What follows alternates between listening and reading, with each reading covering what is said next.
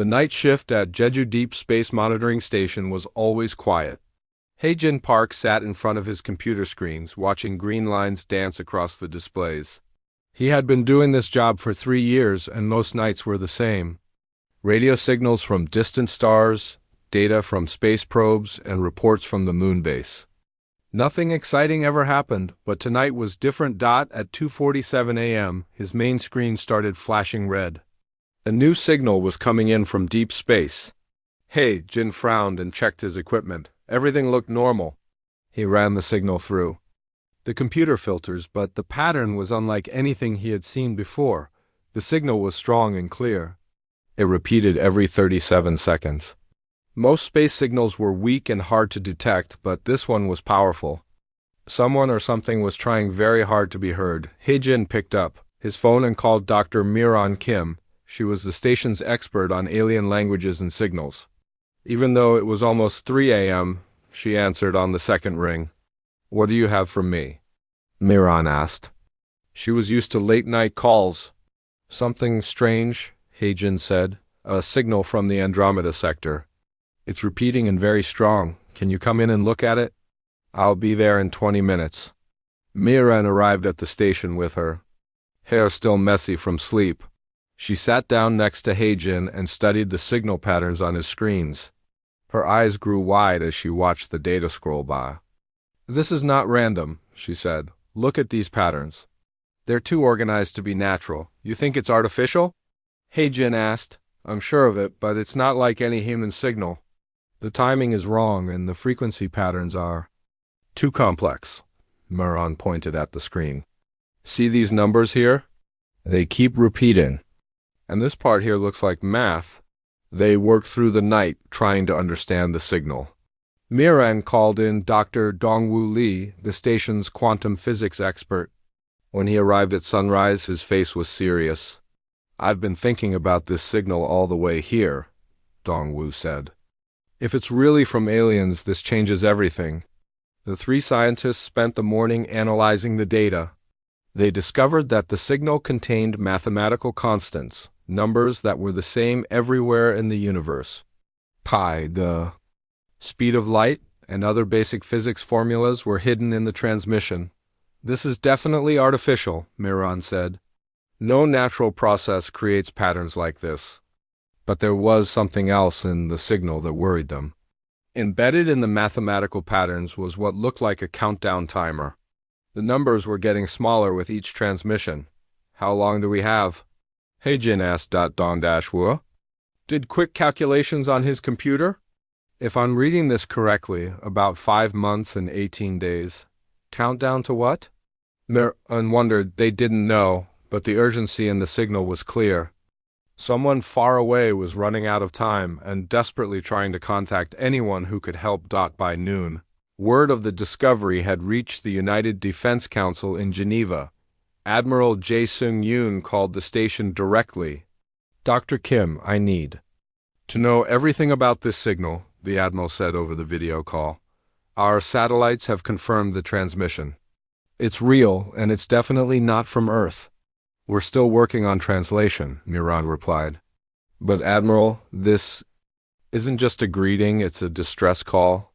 The news spread quickly through the defense networks. For the first time in human history, they had received a message from another intelligent species. But it wasn't the peaceful first contact that scientists had always hoped for. This was a cry for help. Over the next few days, teams of experts from around the world joined the analysis. The signal was broadcast on all major news channels, though the government kept the translation work secret. The public knew that aliens had contacted Earth, but they didn't know what the message said. Hae-jin barely slept during those first days. He felt responsible for the signal somehow. He had been the first to hear it, the first to know that humans were not alone in the universe. But he was also the first to know that something terrible was happening to their new alien neighbors. Mia Ran worked around the clock with her translation team. They confirmed that the mathematical patterns were being used as a universal language. The aliens had been clever. They used physics and math that would be the same on any planet to create a basic vocabulary. "They're trying to teach us their language," Mirren explained to the Admiral during one of their daily video calls. Each transmission builds on the previous one. They're assuming we're intelligent enough to learn. The breakthrough came on the fourth day. Dr. Taeho Choi, one of Mirren's colleagues, noticed that some of the mathematical sequences matched the atomic structure of hydrogen, the most common element in the universe. They're using the periodic table, Taeho said excitedly. If hydrogen is their baseline, then this sequence here represents helium and this one is lithium. Once they understood the basic system, the translation work moved much faster. The aliens were methodical teachers. They started with simple concepts and gradually built up to more complex ideas, but as more of the message became clear, the scientists grew more worried. The signal contained maps of star systems and references to something called the harvester. The countdown timer was connected to the arrival of this harvester at the aliens' home system. It's a warning, Moran told the Admiral during their evening briefing. They're not just asking for help. They're trying to warn us about something. Admiral Yoon's face was grim on the video screen. Warning us about what? We're still translating, but it appears to be some kind of weapon or machine, something that destroys entire civilizations. The aliens call themselves the Villani, and they've been tracking this harvester for a long time. How long until it reaches them? 4 months and 26 days, according to their countdown. The Admiral was quiet for a long moment. And after that? Moran and her team had been afraid to discuss this possibility, but the math was clear. The harvester doesn't stop, Admiral.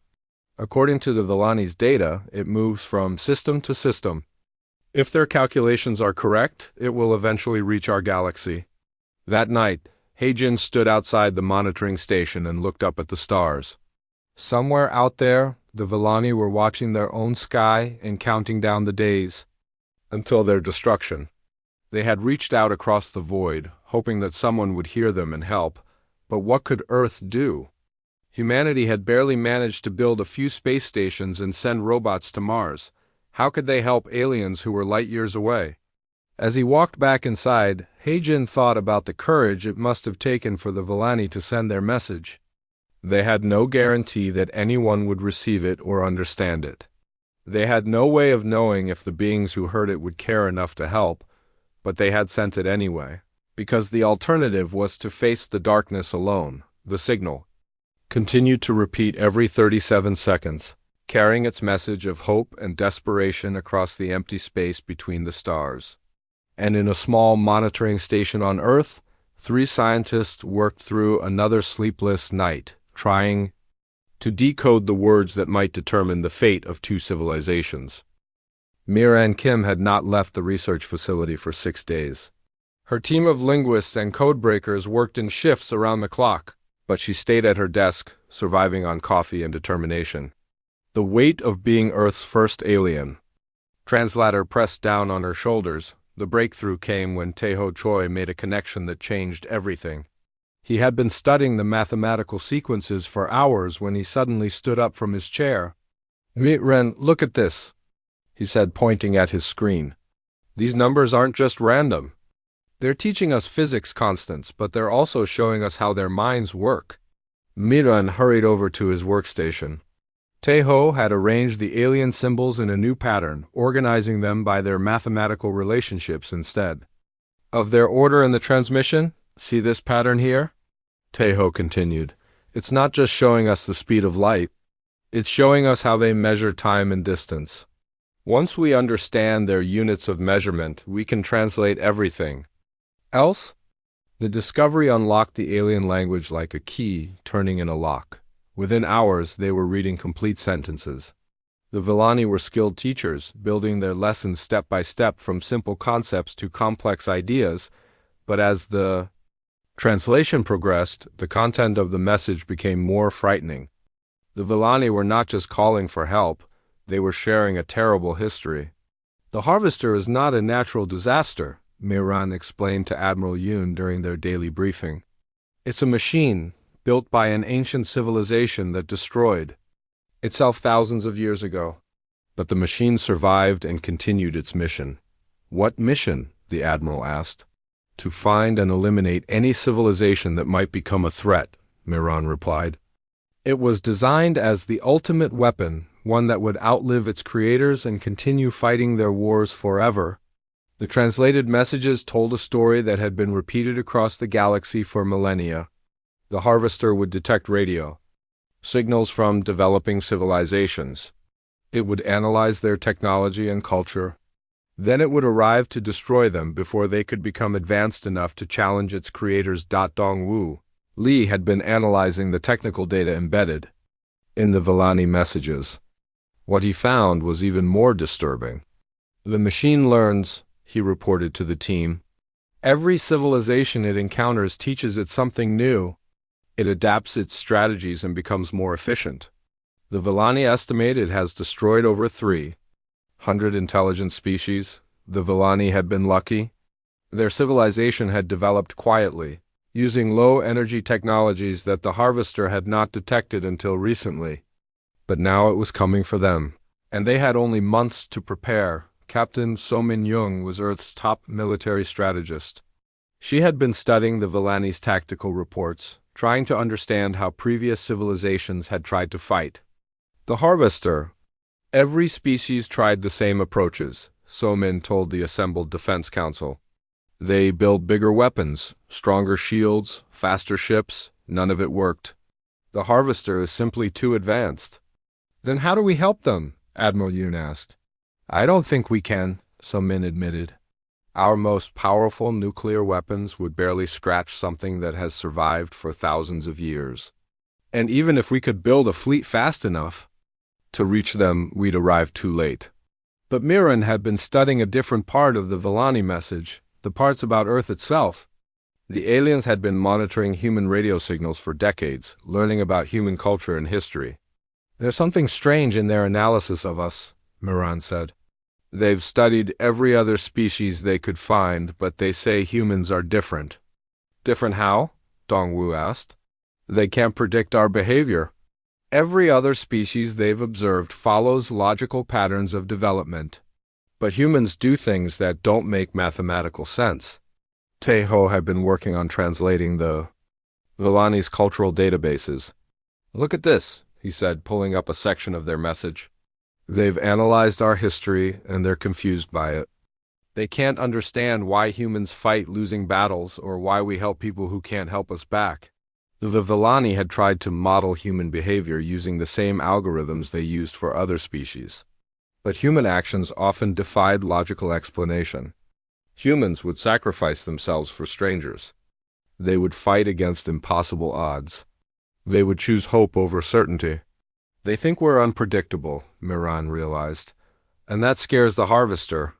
Captain So Min studied this new information with growing interest. Unpredictable. How? The Harvester's strength is its ability to predict and counter every strategy, Miran explained. It analyzes a civilization's capabilities and finds the optimal way to defeat them. But it can't predict strategies that don't follow logical patterns.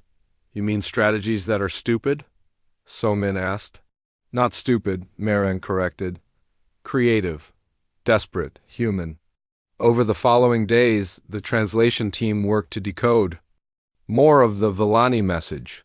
Hidden in the data were detailed reports about the Harvester's capabilities and weaknesses. The aliens had been studying the machine for generations, preparing for this moment. The Harvester was massive, larger than Earth's moon. It was protected by energy shields that could deflect any known weapon. It had destroyed fleets of thousands of ships without taking significant damage, but there were gaps in its defenses.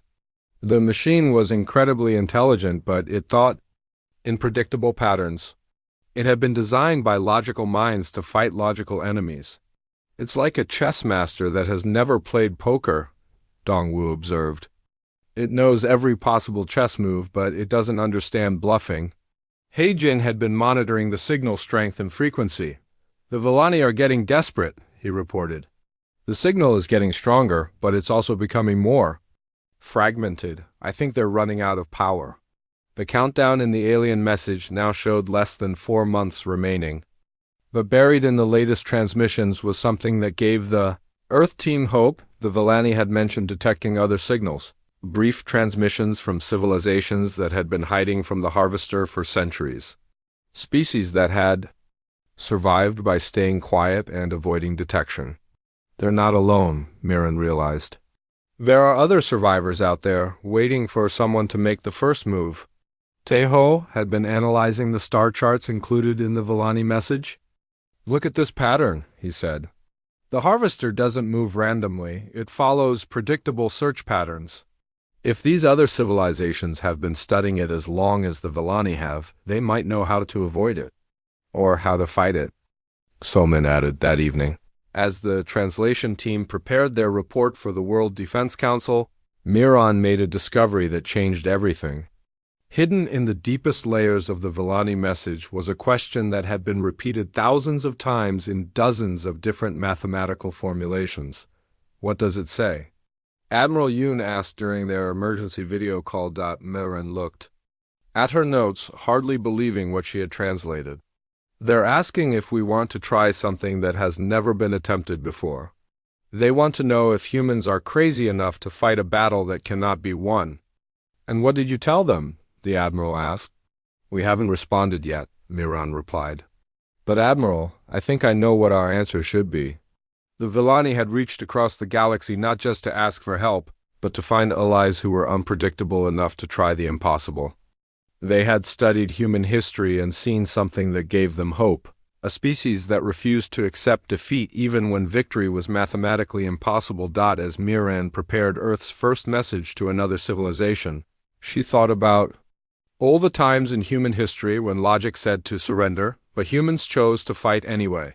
The Villani were counting on that stubborn human refusal to accept the inevitable. Tomorrow, they would send humanity's answer to the stars. The emergency session of the Global Defense Council took place in a secure facility beneath Geneva. Representatives from every major nation sat around a circular table, their faces illuminated by the glow of computer screens displaying the alien. Message translations. Admiral Jae-sung-yoon stood at the front of the room, looking at the faces of world leaders who had been forced to confront the reality that humanity was not alone in the universe. "The situation is simple," Admiral Yoon began. "An alien civilization has asked for our help. They face complete destruction in less than 4 months. The question before us is whether humanity should respond." Dr. Kyung-Soo Han, Earth's leading military strategist, was the first to speak. "With respect, Admiral, the situation is not simple at all. We're talking about involving Earth in an interstellar war against an enemy we don't understand." "The enemy is well understood," Miran interjected from her seat at the translation table. "The Villani have provided detailed information about the Harvester. It's a machine designed to destroy civilizations like ours." "Which brings us to the real issue," Dr. Han continued. "This Harvester has destroyed hundreds of advanced civilizations. What makes us think we can succeed where they failed?" The room fell silent as everyone considered this sobering fact. Captain So Min-young had prepared a military assessment that painted a grim picture of humanity's chances. "Our most advanced spacecraft can barely reach Mars," So Min reported. "The Villani are thousands of light years away. Even if we could build ships fast enough to reach them, the Harvester would destroy them long before we arrived." "Then why are we even discussing this?" asked the representative from the European Federation. "If we can't help them, we should focus on preparing Earth's defenses." "Because the Harvester won't stop with the Villani," Dongwu said quietly. "According to their calculations, it will eventually expand its search to our galaxy. The Villani estimate it will reach Earth's solar system in approximately 200 years. The room erupted in worried conversation. 200 years seemed like a long time, but it was nothing compared to the thousands of years the Harvester had been operating. 2 centuries to prepare, Dr. Han mused. That might be enough time to develop effective defenses. Or it might not, Miran countered. The Harvester learns from every encounter. If we let it destroy the Villani and other civilizations, it will study their defense strategies and become even more dangerous by the time it reaches us. Heijin had been listening quietly to the debate. As the person who first detected the alien signal, he felt a personal connection to the Villani's plight. There's something else we need to consider, Heijin said. The Villani didn't just send us technical data about the Harvester, they sent us their analysis of human culture. He activated a wall display showing translated excerpts from the Villani. Message: they've been studying our radio and television broadcasts for decades. They understand how humans think, how we solve problems. And what did they conclude? Admiral Yoon asked.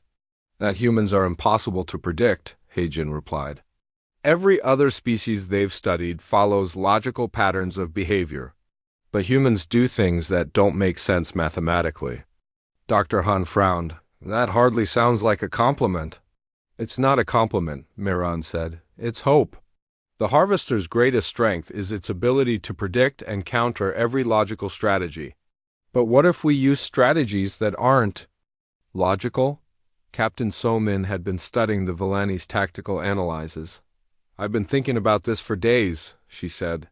Every civilization that fought the Harvester tried to match its technological superiority. They built bigger weapons, stronger defenses, faster ships. And they all lost, Dr. Han pointed out. Exactly, but humans have a history of winning battles we should have lost. We fight dirty, we use psychological warfare, we make desperate sacrifices that no logical being would consider. You're talking about suicide missions, the Chinese representative said bluntly. I'm talking about the kind of creative problem-solving that has defined human history, So-min replied. The Harvester is a machine that thinks like its logical creators. It probably can't understand concepts like courage, sacrifice, or fighting for others. Dongwu had been running calculations on his tablet. There's a theoretical possibility, he said slowly. The Villani data suggests the Harvester operates using quantum processing systems. If we could introduce paradoxical information into its decision-making algorithms. You want to confuse it to death? Dr. Han asked skeptically. Why not? Dongwu replied, it's worked against human opponents before. Remember the Trojan horse? The Allied deception operations in World War II? Sometimes the best strategy is the one your enemy would never expect.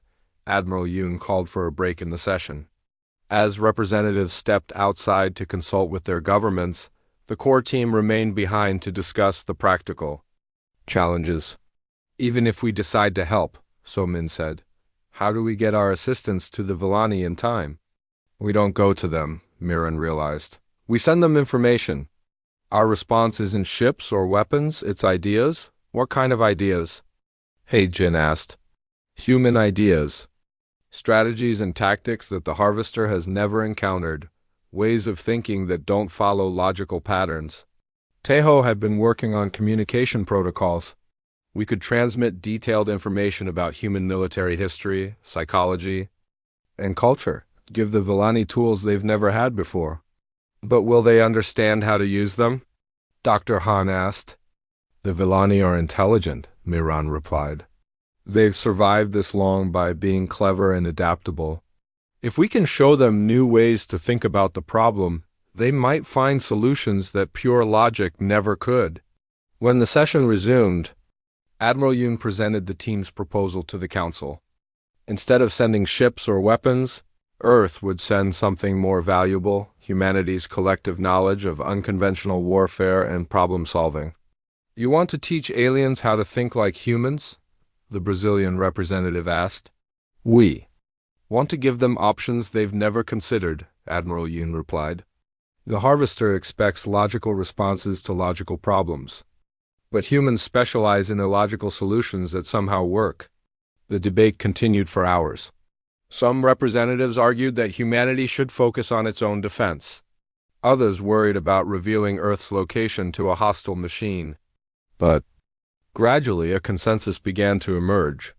The Villani already know about us, Miran pointed out. The Harvester will find Earth eventually whether we help them or not.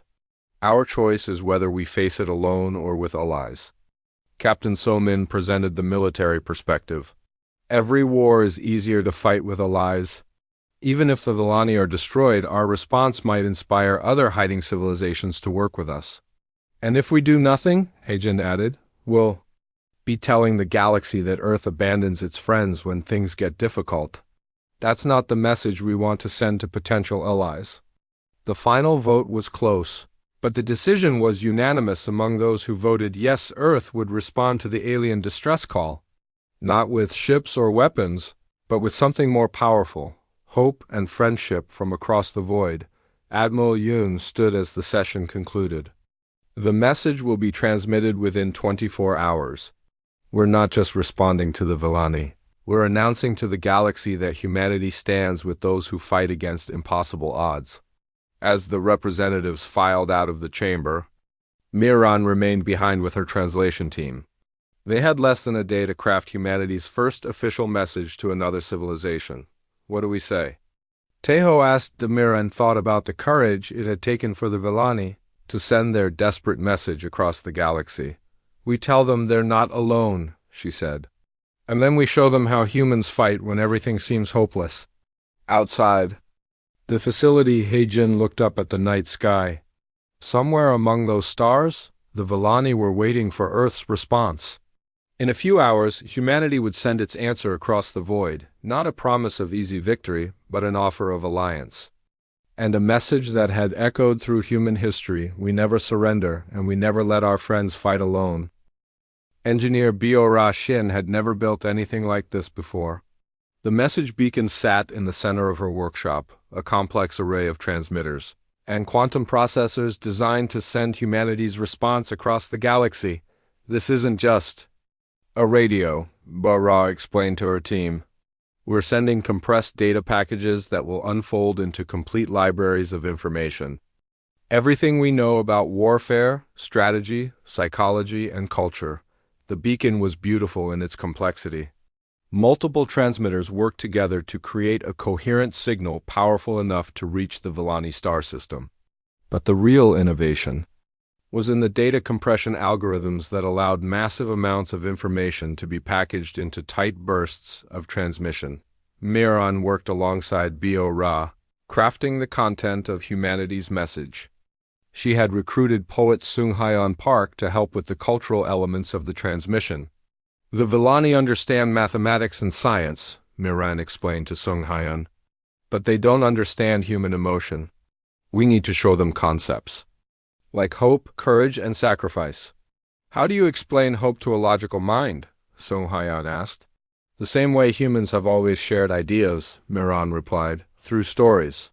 The message began with mathematical formulas and scientific data, a language the Villani already understood. But embedded within the technical information were thousands of human stories. Tales of battles won against impossible odds, of people who sacrificed everything for others, of civilizations that chose to fight rather than surrender. Captain Jinwoo Kang had volunteered to lead Earth's first interstellar mission. Even though the message beacon could reach the Villani faster than any ship, the Defense Council had decided to prepare a small fleet as backup. It's probably a one-way trip, Jinwoo told his crew during their final briefing. Our ships aren't designed for interstellar travel. But if the Villani can find a way to fight the Harvester, they might need allies who can arrive in person. His ship, the Horizon, was humanity's most advanced spacecraft. It had been built for Mars missions, but Biora's engineering team had modified it with theoretical faster-than-light systems based on Villani technical data. The math says it should work, Biora had told him. But we won't know for sure until you try it. Back in the transmission facility, Miran was putting the finishing touches on humanity's response. The message was enormous, containing detailed analyses of every major human conflict, complete philosophical texts, and artistic works that demonstrated human creativity. The Harvester expects logical responses, Miran said to the assembled team, so we're sending it something that defies logic. The core of the message was a detailed study of human military tactics that had succeeded despite being mathematically impossible. The Battle of Thermopylae, where 300 Spartans held off a massive Persian army. The Warsaw Ghetto Uprising, where poorly armed civilians fought against overwhelming military force. The evacuation of Dunkirk, where defeat was turned into victory through sheer determination. Every one of these examples shows humans doing things that don't make strategic sense, Captain Somin explained during her presentation to the Council. But they worked because the enemy couldn't predict such irrational behavior. Tejo had been working on the technical aspects of human warfare. "We're not just sending them our successes," he said. "We're showing them our failures too, and how we learn from them." The message included detailed psychological profiles of human decision-making under stress. It explained concepts like morale, leadership, and the willingness to fight for principles rather than survival.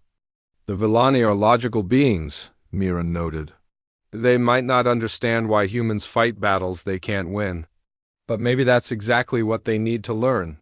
Sung Hyen had contributed something unique to the transmission, a collection of human poetry and music that demonstrated emotional concepts. Songs about courage, poems about sacrifice, stories about hope in the darkest times. "The harvester is a machine," Sung Hyen explained. "It probably doesn't understand art or emotion. If we can teach the Villani to use these concepts as weapons, it might give them an advantage." As the transmission day approached, teams around the world contributed to the message. Scientists shared research on human psychology and decision-making. Military historians provided analyses of unconventional warfare. Artists and writers offered examples of human creativity and imagination, but the most important part of the message was its opening statement, crafted by Miran with input from the entire council. "To our friends among the Villani," the message began, "we have received your call for help. We cannot send you ships or weapons that would arrive in time. But we can send you something more valuable, the knowledge that you are not alone." The message went on to explain humanity's offer of alliance and friendship. It promised that Earth would remember the Villani regardless of the outcome of their battle with the Harvester. "We are sending you our history," the message continued.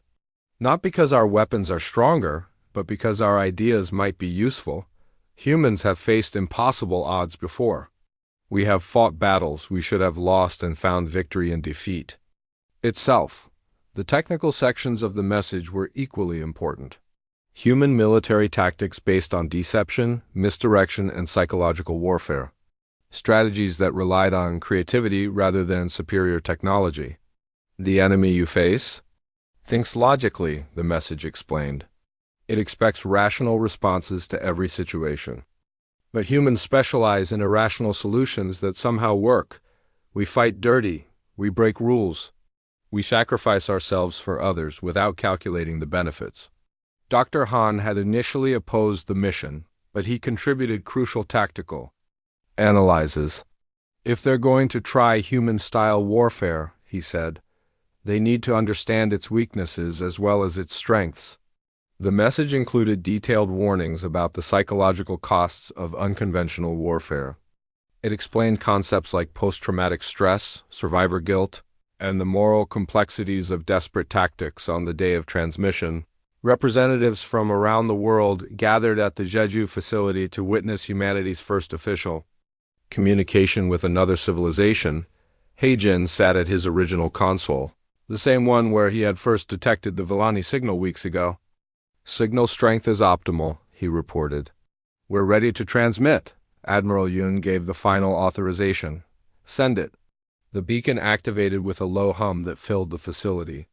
For 6 hours, it transmitted compressed data packets toward the Villani star system. Each burst contained terabytes of information, the collected knowledge and wisdom of human civilization. As the transmission continued, something unexpected happened. Other monitoring stations around the world began detecting response signals. Not from the Villani, who were too far away for immediate replies, but from closer sources. "We're getting responses from multiple star systems," Heijin reported with excitement. "Ships are powering up communication arrays. Civilizations that have been hiding are starting to transmit." Word of humanity's response was spreading through hidden communication networks faster than anyone had expected. Species that had remained silent for centuries were suddenly willing to reveal themselves. "We didn't just send a message to the Villani," Miran realized. "We sent a message to the entire galaxy." The responses were brief but significant. Mathematical acknowledgments from the Theran merchants. Technical data shares from the Kithara engineers. Strategic information from the Drex. Warriors. Civilizations that had avoided each other for fear of detection were suddenly working together. As the transmission ended, Captain Jinwoo prepared for his departure. His fleet of 3 ships would follow the message toward Villani space, carrying additional supplies and, if necessary, human representatives for face-to-face negotiations. Remember, Admiral Yoon told him during the farewell ceremony, you're not just representing Earth, you're representing the idea that civilizations should stand together against threats they can't face alone. Bo-Ra had equipped Jinwoo's ships with the most advanced technology Earth could produce, enhanced with theoretical improvements based on alien technical data. The ships should hold together for an interstellar journey, she said. But the real test will be whether our ideas survive the trip intact. As the fleet departed Earth, leaving contrails in the blue sky above the launch facility, the monitoring teams continued to track responses from across the galaxy. The Villani's desperate message had become the catalyst for something unprecedented. The first galactic alliance in recorded history. We've changed everything, Sohayan observed as he watched the ships disappear into the sky. Whatever happens next, the galaxy will never be the same. Mira nodded, thinking about the courage it had taken for the Villani to reach out across the void. They asked if we were crazy enough to fight an impossible battle, she said. I think we just showed them the answer. The response was traveling toward Villani space at the speed of light, carrying with it humanity's promise that no civilization would face the darkness alone. And behind it, 3 small ships carried human representatives toward whatever destiny awaited them among the stars. The human message reached the Villani homeworld during their darkest hour. Yisu Nam, the lead scientist of the Villani resistance, was working in an underground laboratory when the communication arrays detected the incoming transmission. For weeks, the Villani had been receiving brief acknowledgments from other civilizations, but nothing substantial. Most species offered sympathy or shared technical data, but no one had proposed actual solutions to the harvester problem. The human transmission was different. It was massive, complex, and filled with concepts that challenged everything the Villani thought they knew about warfare. This makes no sense, Yisu said to her research team as they analyzed the first data packets. These humans are describing military tactics that violate basic strategic principles. The human message began with familiar concepts, physics, mathematics, and engineering data. But embedded within the technical information were detailed analyses of human conflicts that defied logical explanation. Look at this battle description, said Carven, one of Yesu's colleagues. 300 soldiers fought against an army of hundreds of thousands. The logical outcome would be complete annihilation within minutes. But they held their position for 3 days, Yisu read from the translation. They knew they would die, but they fought anyway to delay the enemy advance. The Villani had always approached warfare as a mathematical problem. Superior numbers, better technology, and optimal resource allocation determined the outcome of battles. But the human examples showed conflicts where inferior forces had achieved impossible victories through sheer determination and creative thinking. As more of the message was decoded, the Villani discovered that humans had an entire philosophy of warfare based on unpredictability. They called it asymmetric warfare, using unconventional tactics to offset technological disadvantages. The humans are teaching us to fight dirty, Carven observed. No, Yisu corrected. They're teaching us to fight creatively. The human message included detailed psychological analyses that were completely foreign to Villani thinking. Concepts like morale, inspiration, and the willingness to sacrifice individual survival for group benefit. This section discusses something called hope. Yisu reported to the Villani High Council during their emergency session. The humans claim it's a powerful psychological weapon that can motivate beings to fight beyond their logical capabilities. Elder Morthak, the oldest member of the council, studied the translated data with growing fascination. These humans describe emotions as tactical advantages. They fight not just with their minds, but with their feelings. Feelings are inefficient, argued Counselor Rakshin.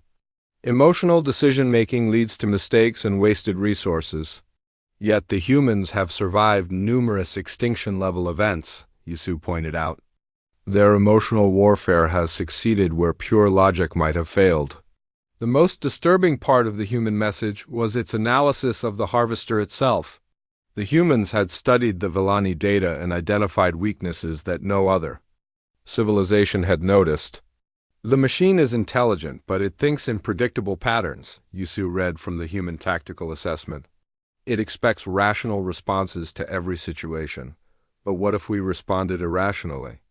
The humans had proposed something that no Villani military strategist would have considered, using the harvester's logical nature against itself. Instead of trying to match its technological superiority, they suggested exploiting its inability to understand irrational behavior. They want us to confuse it, Carvin said incredulously. More than that, Yisu realized. They want us to make it question its own programming. As word of the human message spread throughout Villani society, something unprecedented began to happen. For the first time in their civilization's history, Villani citizens began volunteering for missions that had no logical chance of success. The concept of sacrifice for others was foreign to traditional Villani thinking, but the human examples were compelling. Stories of individuals who gave their lives to save strangers, of communities that fought hopeless battles to protect their neighbors. The humans call it courage, Yisu explained to her increasingly confused colleagues. The willingness to do what is right rather than what is safe. But the human message was reaching more than just the Villani. The powerful transmission had been detected by monitoring stations across the galaxy, and its contents were being shared through hidden communication networks. The Theran merchant ships were the first to respond. Their civilization had survived by avoiding conflict and maintaining neutrality, but the human message offered them something they had never considered: the possibility of victory against the harvester. Captain Veltorn of the merchant vessel Prophet's Edge sent a brief transmission to the human fleet that was approaching Villani space. Your tactical analyses are unusual, the message read. We have reviewed your proposed strategies for resource denial and supply line disruption. These methods could be implemented using our trade networks. The Kithara engineers responded with technical innovations inspired by human creativity. Their civilization specialized in defensive technologies, but they had always focused on stronger shields and more powerful barriers.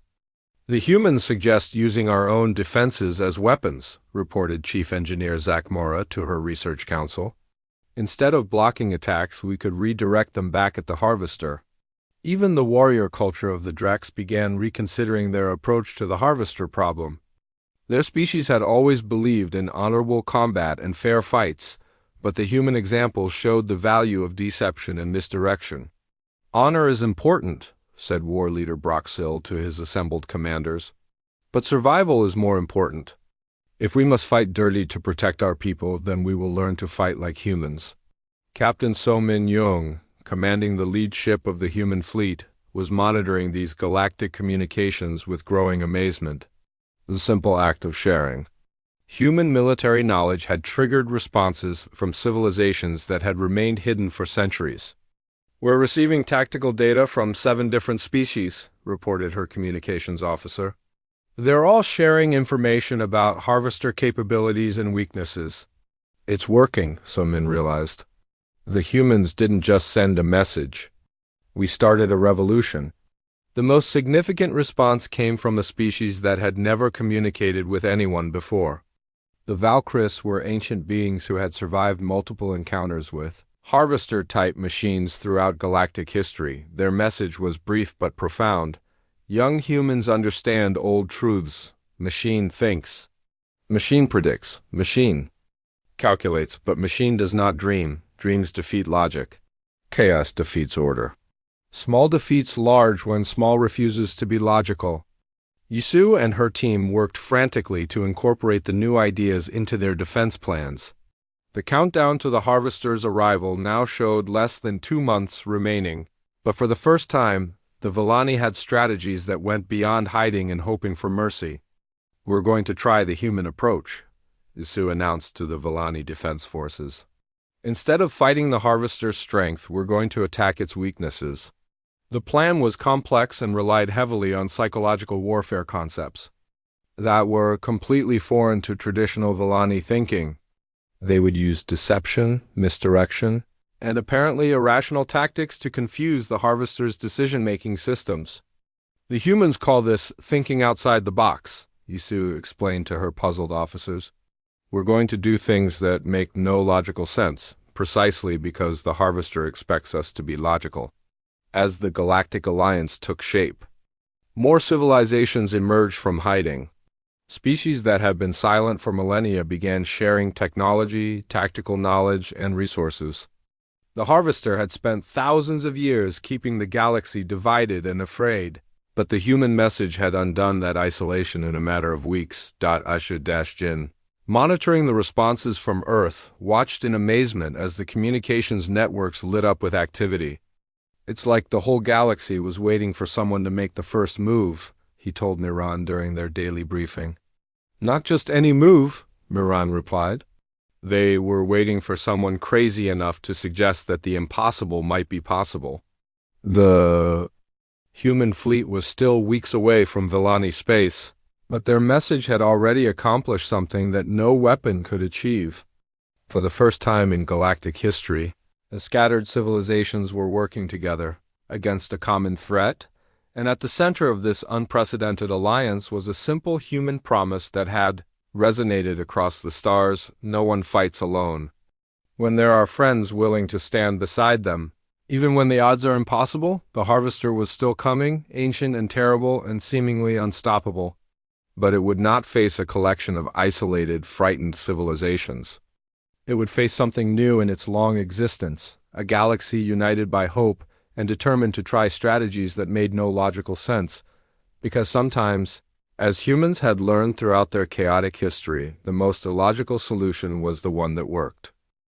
The Harvester had been sleeping between the stars for 47 years, drifting through the void while its sensors monitored the galaxy for signs of technological civilization. Its ancient systems processed data constantly, updating threat assessments and planning optimal destruction sequences, but something had changed in the communication patterns it monitored. The usual scattered signals from isolated civilizations had been replaced by coordinated transmissions between multiple species. This was unusual. Typically, civilizations facing the Harvester became more isolated, not more connected. The machine's vast intelligence focused on the anomaly. In its memory banks, storing the records of 300 destroyed civilizations, there was no precedent for this behavior. Species facing imminent destruction did not typically reach out to potential allies. The Harvester activated additional sensor arrays and began accelerating toward the Villani system. Whatever was happening required investigation and, if necessary, elimination on the Villani homeworld. Yosu-Nam detected the change in the Harvester's approach pattern immediately. "It's moving faster," she reported to the Allied command center that had been established in the capital city.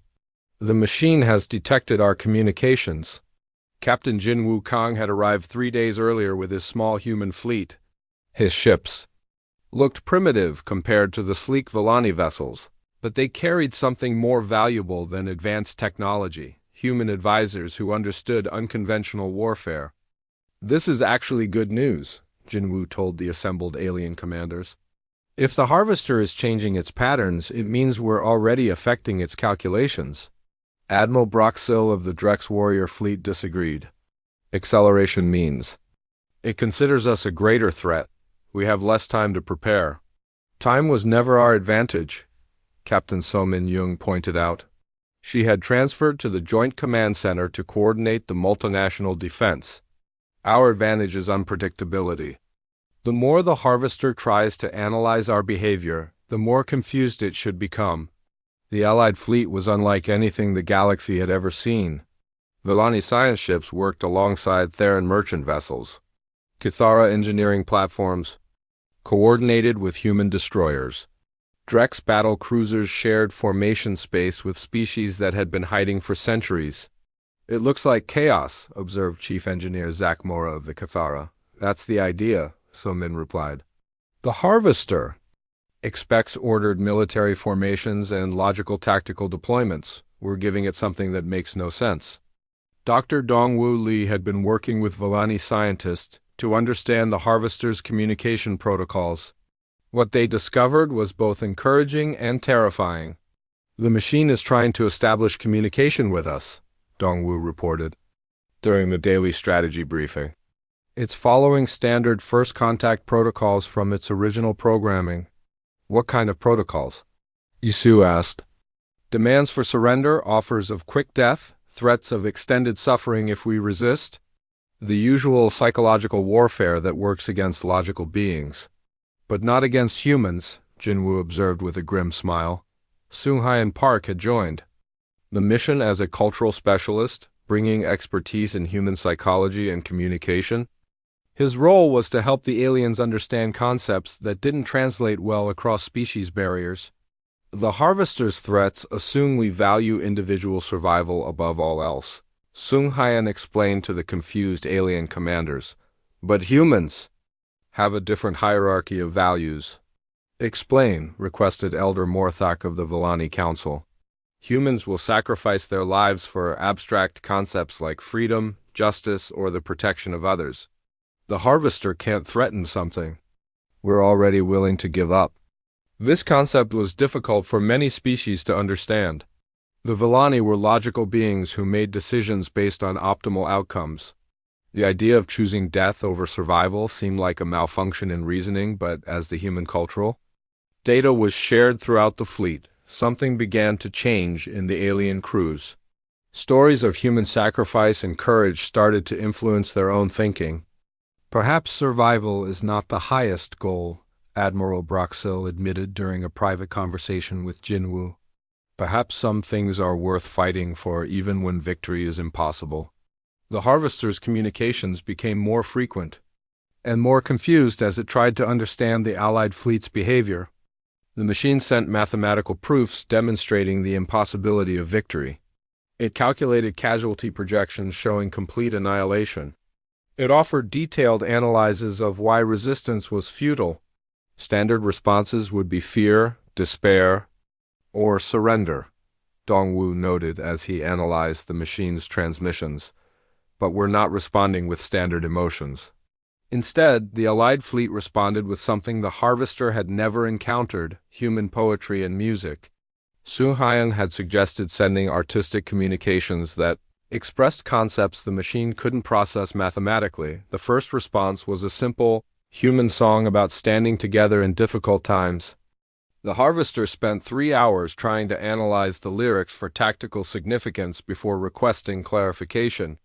"It wants to know what standing together means in military terms," Dongwu reported with amusement. "Tell it we'll demonstrate," Somin suggested. The real breakthrough came when Taeho Choi, working with the communications team, discovered something unexpected about the Harvester's processing systems. The machine was spending increasing amounts of computational power trying to understand human cultural references. "It's like giving a computer a paradox," Taeho explained. "The Harvester is designed to analyze and categorize everything it encounters. But human art and emotion don't fit into logical categories."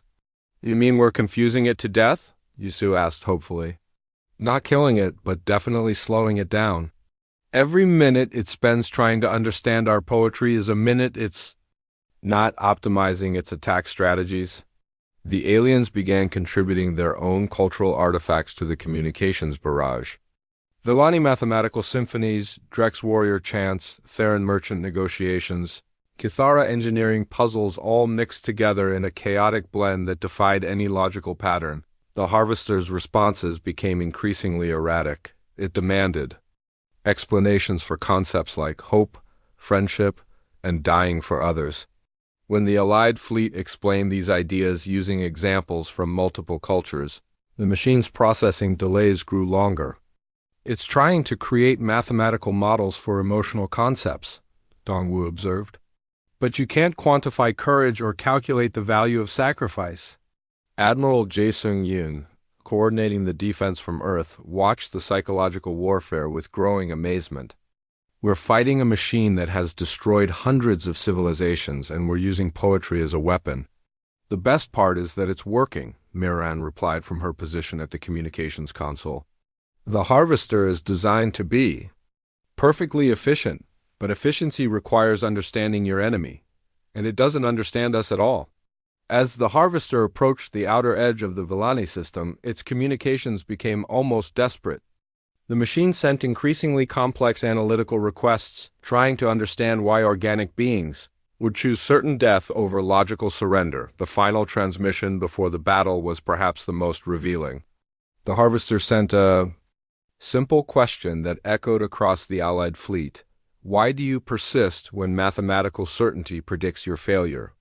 The response came not from the command staff, but from a young Villani engineer who had been inspired by the human examples. Her message was brief and transmitted on all frequencies, because someone has to try and we're not alone. The harvester spent 17 minutes processing this response before finally giving up its attempts at psychological warfare. When it spoke again, its transmissions had returned to the cold, mechanical threats it had used against previous civilizations, but something had changed. The machine's approach patterns showed slight inefficiencies, small deviations from optimal paths.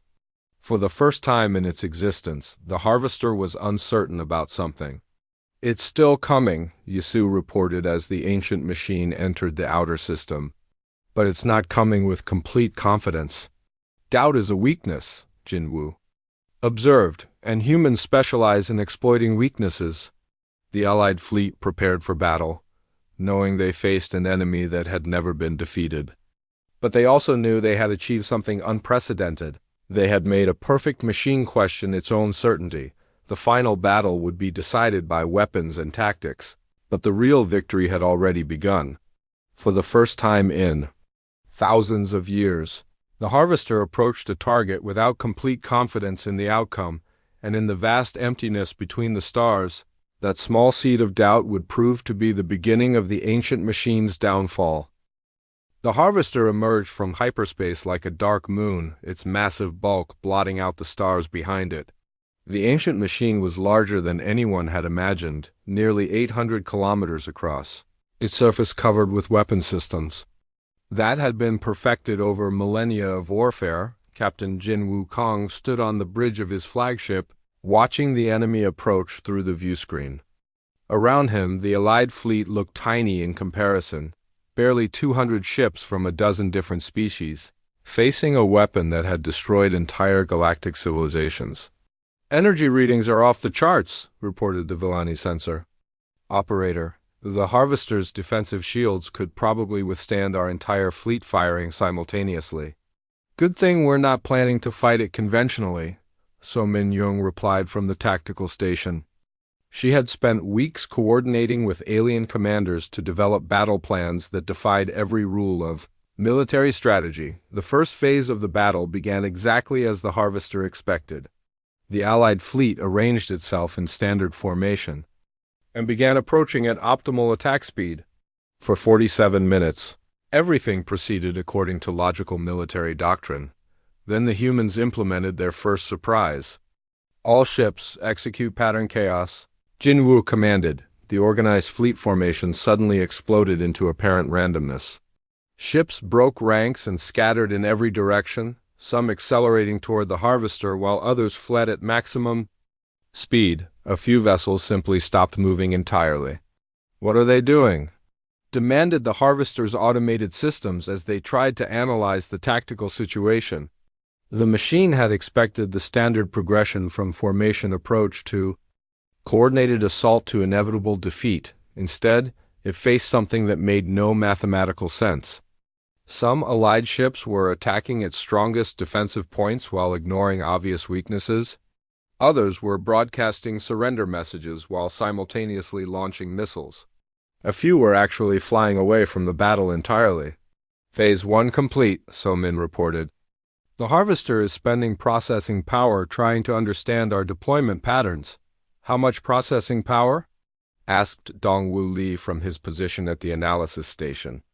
17% of its tactical systems are dedicated to pattern analysis instead of optimal targeting. We're already degrading its efficiency.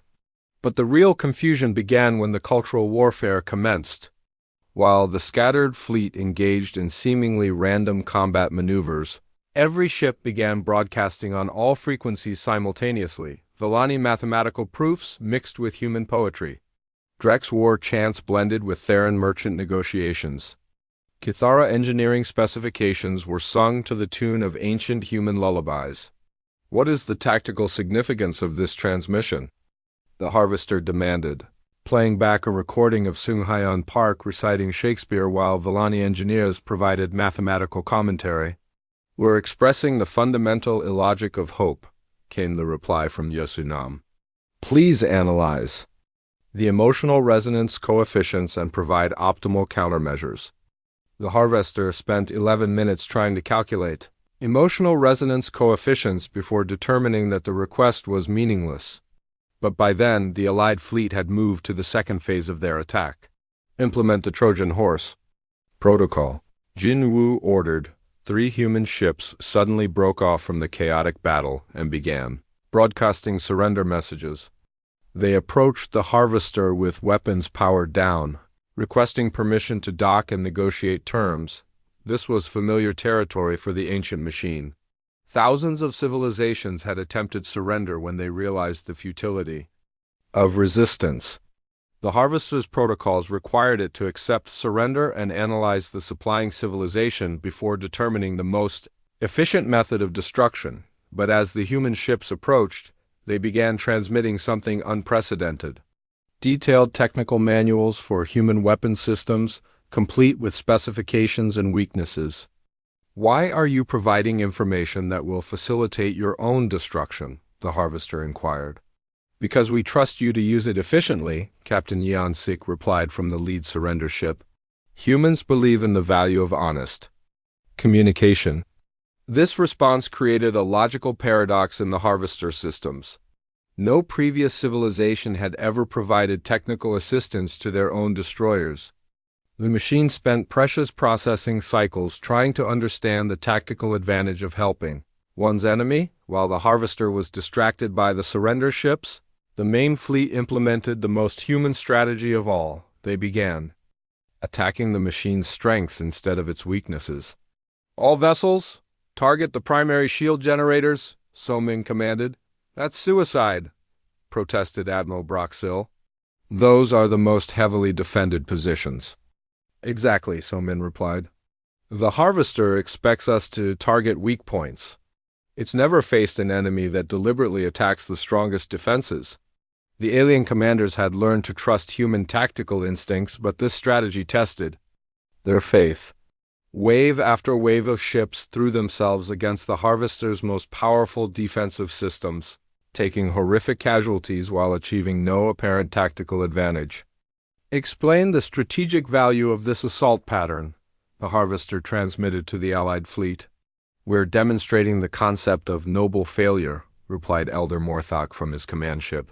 Sometimes the attempt itself is more important than success.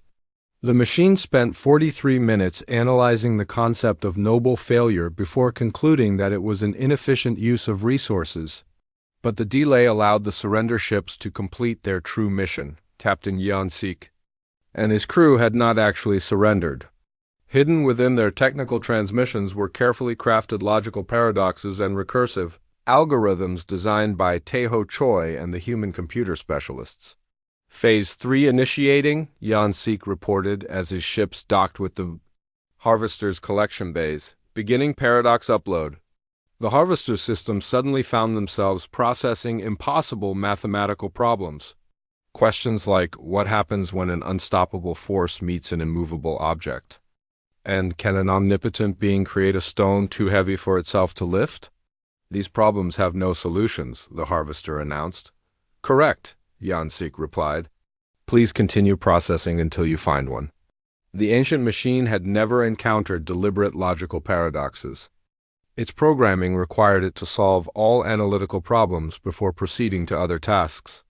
For the first time in its existence, the Harvester found itself trapped in recursive loops, trying to solve problems that had no solutions. Processing efficiency down to 62%, Dongwu reported with satisfaction. The paradoxes are consuming more computational power than our entire fleet. But the Harvester was beginning to adapt. Its learning algorithm started to recognize and quarantine paradoxical inputs. The machine's efficiency began to improve as it learned to ignore unsolvable problems. It's fighting back, Yisu warned. The Harvester is adapting to our tactics. Time for Phase 4, Jinwu decided. Implement the final human strategy. What happened next violated every principle of military logic that the galaxy had ever known. Instead of retreating in the face of the Harvester's adaptation, the Allied fleet did something unprecedented. They began sharing their own weaknesses and vulnerabilities with the enemy, transmitting complete technical specifications for all Allied vessels, reported the communications officer. Broadcasting detailed tactical assessments of our defensive capabilities, added the intelligence specialist. Sharing optimal attack patterns for maximum damage to our own fleet, concluded the strategic analyst. The Harvester systems nearly shut down trying to process this information. No enemy in its vast memory had ever provided detailed instructions for their own destruction. Explain the tactical advantage of revealing your weaknesses, the machine demanded. Because knowing our weaknesses isn't enough, Jinwu replied. You have to understand why we accept them. The final assault began with complete tactical transparency. The Allied fleet attacked the Harvester with full knowledge that their enemy could predict and counter every move. Ships flew predetermined patterns that guaranteed their destruction. Commanders made decisions that ensured maximum casualties for minimum gain, but something else was happening. As the Harvester watched ship after ship sacrifice itself for marginal tactical advantages, the machine began to encounter problems its creators had never anticipated. Why do organic beings persist in actions that guarantee their destruction? The Harvester asked. Because some things are worth dying for, came the reply from dozens of ships simultaneously. Define worth dying for in tactical terms. Cannot be defined tactically, must be experienced emotionally. Explain emotional experience. Cannot be explained, must be felt. The Harvester found itself in an impossible situation. To understand its enemies, it needed to experience emotions. But its programming did not allow for emotional response. The machine was trapped between its need to analyze and its inability to comprehend. As the ancient weapon struggled with concepts it could not process. Yisu and her team implemented the final stroke of the human strategy, while the Harvester was distracted by philosophical paradoxes. Surgical strike teams from the surrender ships had reached the machines. The silence that followed the Harvester's shutdown was unlike anything the galaxy had ever experienced. For the first time in thousands of years, the ancient machine's endless calculations had stopped. Its massive form drifted through space, dark and quiet, no longer the terror that had haunted civilizations across the stars. Captain Jin Wukong stood on the bridge of his damaged ship, looking at the sensor readings that confirmed what seemed impossible. The Harvester was not destroyed, but it was no longer functional. Its systems had collapsed under the weight of trying to process concepts that existed beyond logic. It's really over, whispered Yasunam from her position at the science station. Around her, Villani engineers worked frantically to understand what had happened to their ancient enemy. Not over, corrected So Min-young. Changed. The machine is still intact, but its mission parameters have been permanently altered. Dr. Dongwu Li was analyzing the data streams coming from the Harvester's core systems. What he found was both fascinating and hopeful. The machine isn't broken, he reported. It's learning. For the first time in its existence, it's trying to understand concepts that can't be calculated. The Allied fleet gathered around the massive vessel, no longer as enemies but as curious observers. Ships from dozens of species worked together to establish communication with the Harvester's damaged but still functioning systems.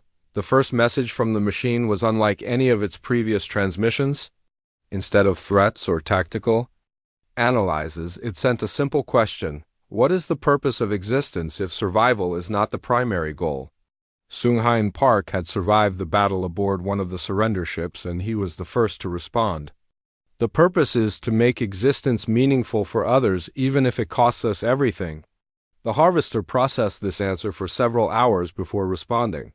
Explain meaningful in quantifiable terms. It cannot be quantified, Sung-Hyun replied. It can only be experienced through connection with others. What followed was the strangest conversation in galactic history. An ancient machine designed for destruction began asking questions about concepts it had never needed to understand. Love, friendship, sacrifice, hope, all the intangible qualities that had driven the Allied fleet to fight against impossible odds. I have records of 300 civilizations, the harvester transmitted. I destroyed them to prevent them from becoming threats, but I never asked what they were trying to achieve. Miran Kim, coordinating the communication effort from Earth, realized they were witnessing something unprecedented.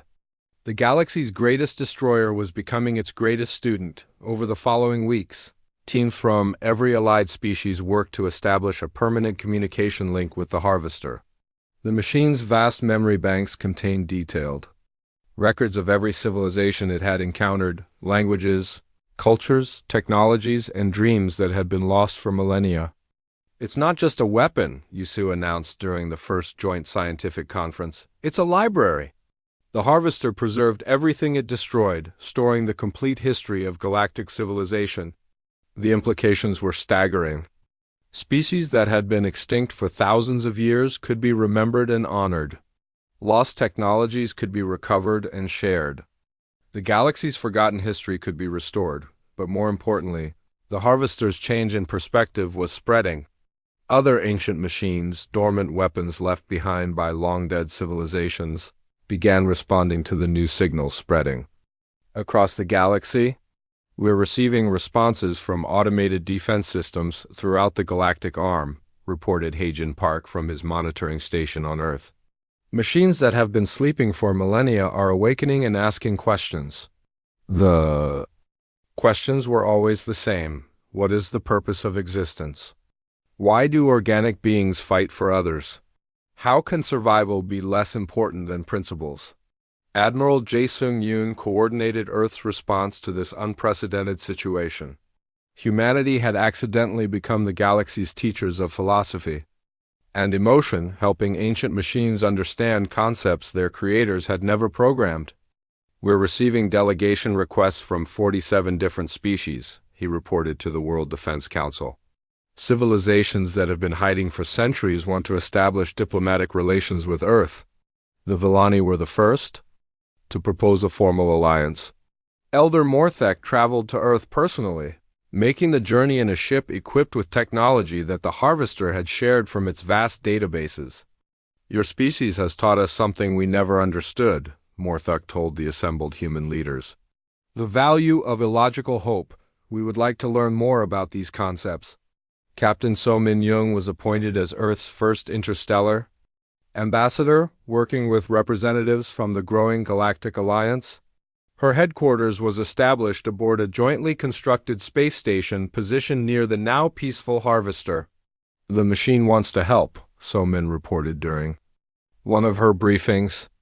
It's offering to share technologies and resources to help rebuild the civilizations it destroyed. The harvester's transformation was remarkable.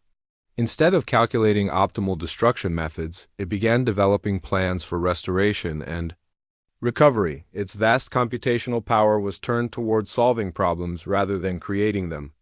I understand now, the machine transmitted during one of its philosophical discussions with Sung-Hyun. I was designed to end stories, but stories are meant to continue. I want to help write new chapters instead of final conclusions. The practical effects of this change rippled throughout the galaxy. The Theran merchants established new trade routes protected by reformed Guardian machines. The Kithara engineers shared advanced defensive technologies with species that had never been able to protect themselves. The Drex warriors found new purpose in protecting the weak rather than simply fighting the strong, but perhaps the most significant change was in the galaxy's communication networks. Species that had hidden in silence for millennia began reaching out to each other. The fear that had divided the galaxy for thousands of years was replaced by curiosity and cooperation. Dr. Bara Shin led the construction of a new type of starship vessels designed not for war but for exploration and first contact. These ships carried mixed crews from multiple species, spreading the message of cooperation to distant systems. Every week, "We're making contact with new civilizations," Biora reported from the bridge of the exploration vessel Unity. "Species that have been isolated for centuries are ready to join the galactic community." The transformation wasn't without challenges. Some species remained suspicious of the alliance, and a few ancient machines refused to abandon their original programming. But for the first time in galactic history, cooperation was stronger than fear. Teho Choi established a new research institute dedicated to studying the intersection of logic and emotion.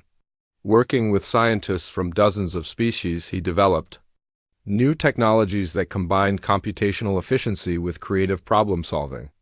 "We're learning that logic and emotion aren't opposites," he explained during a joint research presentation. "They're complementary systems that work better together than either works alone." The Harvester became the centerpiece of this new galactic civilization. Its massive structure was converted into a mobile research station and cultural center. Traveling between star systems to share knowledge and facilitate communication, I have become something my creators never intended. The machine observed during one of its regular philosophical discussions. "I am no longer a weapon. I am a bridge between what was and what could be." Heijin Park, now serving as Earth's senior communication specialist, maintained the monitoring station that had first detected the Villani distress signal. But instead of watching for threats, he now coordinated a galaxy-wide network of civilizations sharing discoveries and cultural exchanges. "Sometimes I think about that first signal," he told Miran during one of their evening conversations. "The